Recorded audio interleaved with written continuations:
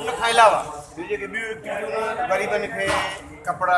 तोहफ़े में ऐं उन खां अलावा ऐं ॿियूं केतिरी एक्टिविटियूं छा चवंदो हिन ख़ादिम सिंध जे दादा ख़ादिम सिंध मां उन्हनि ॾे मस ॾियां थो ख़ासि करे कराची जे अंदरि जिते सिंधियुनि जो को वाली वारिस कोन्हे उते ग़रीब मिसकिन सिंधी जेके आहिनि उन्हनि जी ख़िदमत जे लाइ ऐं सिंधी इलाइक़नि में ॻोल्हाए थो ग़रीब माण्हुनि खे मानी खाराए थो। इहो हिकिड़ो तमामु वॾो यानी कि इंसानियत जी ख़िदमत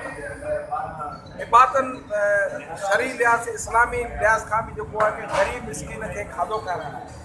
और जेको इहे ख़ादिम सिंध वारा कनि था उन जो को नेमुल बदल आहे कोन। हिननि वटि जेके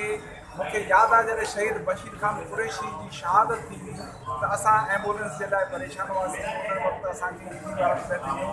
उन वक़्तु हिन पंहिंजे अरशद अब्बासी इहो तसवर कयो सोचियो त असांखे एम्बुलेंस सर्विस घुरणु खपे।